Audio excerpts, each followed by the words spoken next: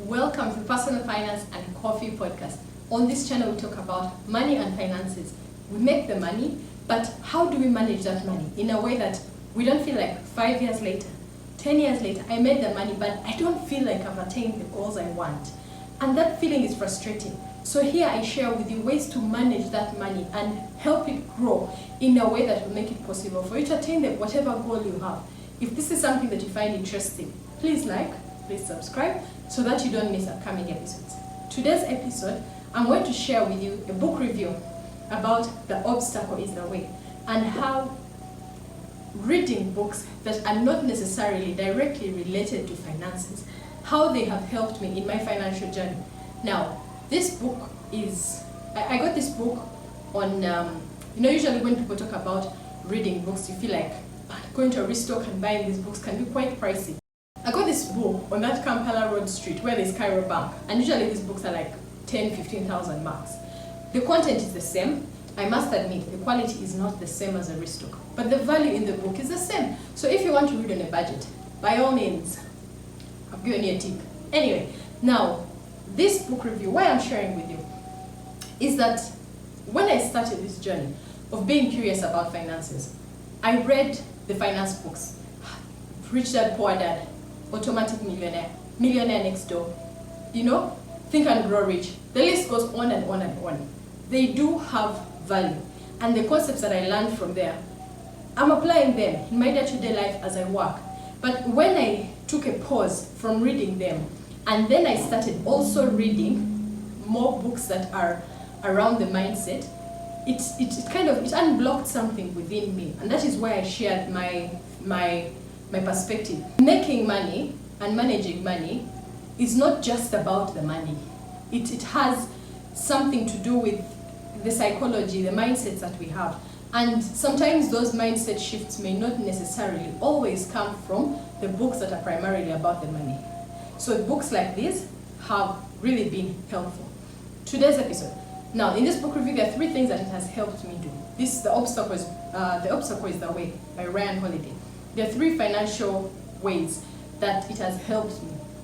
The first is to change how I see the challenges that I face in the context of making money. Because I've tried a number of businesses, and if anyone has done business, we all know that it comes with its hurdles. You start, it doesn't work. And the mindset shift of being more persistent, of changing how I approach the challenges that I face in the businesses that I'm trying to build. This book has helped me, and I'm going to share with you how. That's the first way that I can explain how this book is helping me with my finances.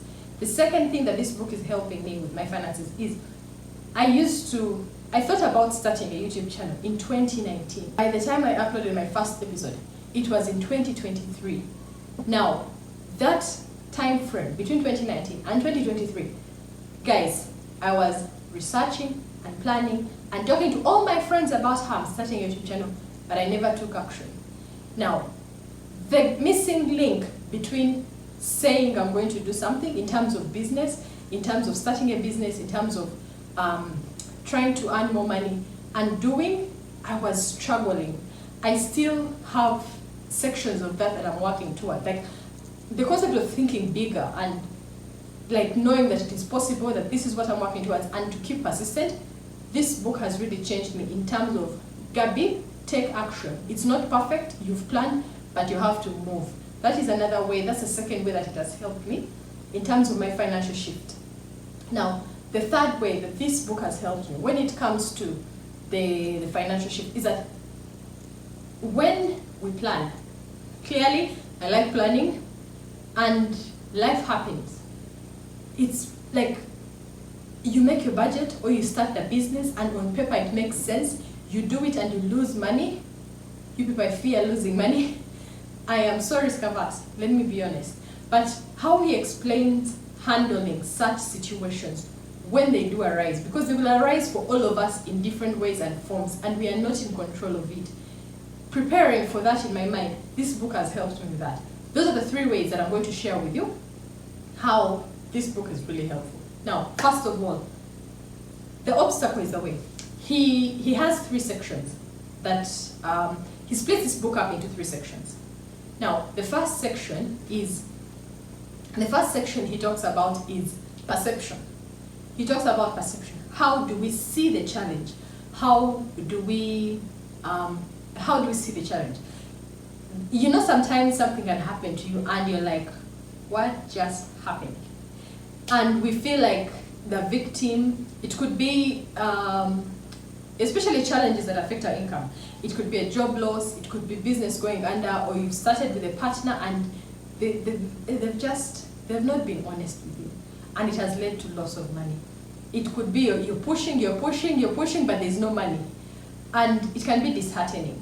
So he explains that it's important how we look at the problem to change, and to try to control our emotions, which is the hardest thing, especially for women. Like, man, sometimes when I find myself in such situations, the first instinct is to react. And he's explaining that when we react, it doesn't solve the problem. Sometimes we even make it worse simply by reacting before we have objectively looked at the problem, you know? And being able to keep calm in such situations. This does not mean that you don't have a right to feel the emotions. You can allow yourself to process and feel the emotions, but then remind yourself that you need to be objective and assess. So this is something that I am working on every day, and trying to control the emotions, and then try to look for how this challenge presents an opportunity for you. You will be amazed that something can happen that you did not expect to work in your favor. But when you manage the emotions, you compose yourself and look at it objectively, there might be an opportunity for you in this very challenge that has come. But you cannot see the opportunity if we are reacting, if we are all over the place. And when I read this, there are situations that I've gone through, and when I did not have this information, guys, yeah, there's some of the things that I didn't, they were not really helpful. So let me give you an example, a very simple example. Recently, I started making daddies. Okay, not very recently, but like some time back, this year. I started making daddies. So I would make the daddies at home, and then I'd pack them, and I would sell them to the shops, and the shops near my place, and also like my workplace, like, you know, those canteens and stuff. And they were doing well, they were picking up. But I would work on these daddies, because if you've made daddies before, you know how tedious the process is. You know how tedious the process is. Chopping them, cooking them, packing them, it's quite tedious. So I'll spend like 8 hours. And after, I think I did it for about like maybe 4 months, and I could see that there was profit. But when I got to a point and I started feeling overwhelmed, and it became a challenge, because I would see that I'm making the money, but I'd feel like the profit vis-a-vis the time, I'm like, you know? And then I tried outsourcing and getting people to come in, someone else to do it. But when they did, I tried teaching them, but it didn't work well. Now, I stopped making the daddies. My perception of the problem is that this is too much work and the profit is not worth the time. I did not look at the challenge as it presenting an opportunity for me to learn how to make it work. I may not have necessarily been the one who needed to pack. I only hired an employee once. What if I tried getting someone else and teaching them and going through the process until, like, for me to be more persistent in that context of making the daddies, because I tested the principle and it had actually worked. The profit was coming in, but I gave up. Okay, maybe I'll go back, I don't know. But I gave up midway, and I see now that if I changed my perception, if I'd been able to compose myself and say, yes, Gabby, this is not easy, but what is my end goal, and how can this challenge be an opportunity for me to learn how to manage people, how to work with people in this, it may look small scale, but it could, you know, it could become like much larger. It starts in my kitchen and it ends up becoming like Sam's. You get what I mean anyway, but that is the first concept for me that I'm still working on, and having this as a tool that I can use for future challenges that are coming is very helpful. That is the first section that he puts this book in. It's called perception. Now, the second thing that he talks about is action. Action. Once we have prepared, we need to move. There is no perfect time, there is no perfect plan, you can only learn as you move. And this is something I have struggled with so much. I'm only recently starting to like improve like 2%. I'm not there entirely. I like to improve to a certain extent that I've thought about something, it's not perfect, but I'm going to keep moving. And as I take action, I learn certain things and I keep adjusting. So that concept of taking action is really helpful for me. In the context of, for example, YouTube videos here, and to keep making videos. The first video that I made, guys, I made it on my Samsung, my S7 Edge. Guys, I know we're like 25 now, but I made my video on S7 Edge camera. And since I got the idea, which was 2019, up to 2023, I kept telling myself, I need a camera, I need a what, I need a nice background. You see how I don't have, nice backgrounds, like aesthetically pleasing. It was something that I kept telling myself, Gabby, you have to have a nice background. People on YouTube have a whole setup with bookshelves. And this prevented me from taking action. So when something clicks, I think I have, the book that I read was The 4 Disciplines of Execution. I have a book summary, I'm going to have it linked. And then The Subtle Art of Not Giving Up. I have a book review about those 2 books. They shifted my mindset. And when I added on this book, The Obstacle is the Way, it really helps me push through. So even with my S7 Edge, I started making my first video. Now, I still don't have a camera. Now I'm using like an iPhone X, which is also like, guys, we are on 16. So this process for me, my background is not yet perfect. I keep telling myself that, Gabby, just make the video, one video at a time. In future, I'll have a different setup. I'll have more aesthetic. I'll have a better camera.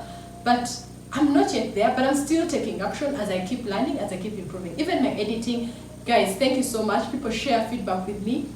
Sometimes you talk about my audio, sometimes whatever feedback you share with me in the comments, I read it and I do my very best to work on improving the quality in my editing and in the video quality. I do the best I can with what I can, but I keep taking action. So this book for me really is telling me, Gabby, move. If you have a concept, take action.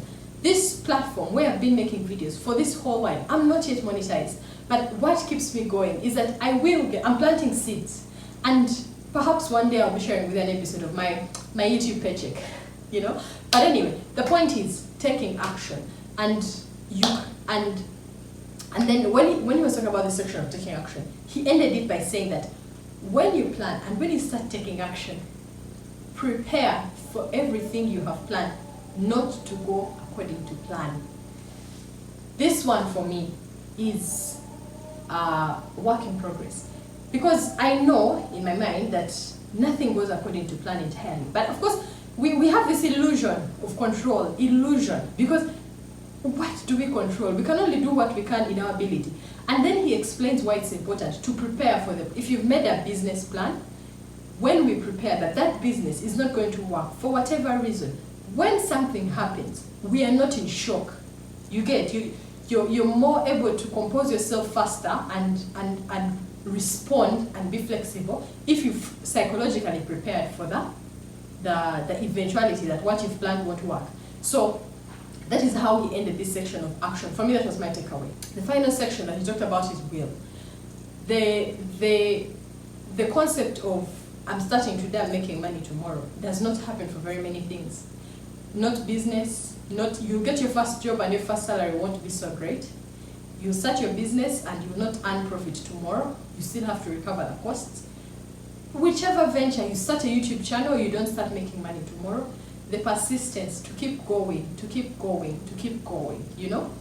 This is something that it's a reminder that just keep pushing, keep learning, and when the opportunity finds you along the way, the people on the outside will say, that person is lucky, but they do not know how long you have been persisting on pushing for this income source without seeing results. Then when the opportunity meets you, for you've been moving, then the opportunity meets you, and then you've exploded, then people say you're lucky. But guys, you've been persisting this whole time with no results, but you've been learning and growing, and the opportunity found you along the way. And in this section of will, he also talked about thinking about our mortality. And we are all going to die. Sometimes this is something that we don't like talking about. It's very uncomfortable. And he was explaining that when we think about the fact that we are going to die, all of us, we do not know when, we do not know how. And it puts our decisions into perspective. We are pushing, we want to make money, we want to make business, but at what cost? You know, we can only control so much. So even as we push to make money, to do what, it's important that we remember what is valuable to us. If the people in our lives, if our family, if our friends, these are the people that we are working for. So if me pushing for more income, more money is at the cost of my family, and then I die tomorrow, then what was it all for? Anyway, that's how we talk about it. So these are some of my takeaways. There are so many more takeaways, and I hope that this video encourages you to pick up the book. I hope that these are my takeaways. It's not everything. And when I share this content, I share it in the context through the filter of finances, because that is what my channel is about. But there's so many other ways that it helps me other than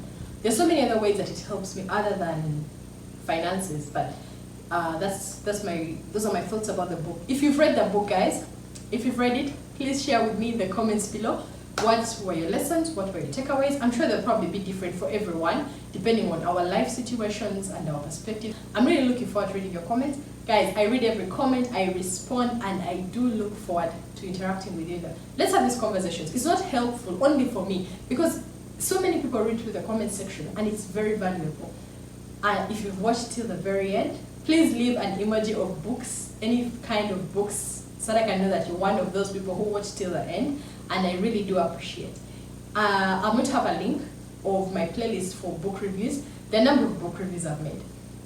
The Richest Man in Babylon, The Money Mindset by Tony Robbins, Straightforward Growth, 4 Disciplines of Execution. I have a list of book reviews that I've made. I'm going to have a link that you can go to, and please enjoy. I hope it encourages you to pick up any one of the books you've been curious about, and I hope you find it valuable. If you've liked this episode, please like, please subscribe, so that you don't miss upcoming episodes. Bye guys.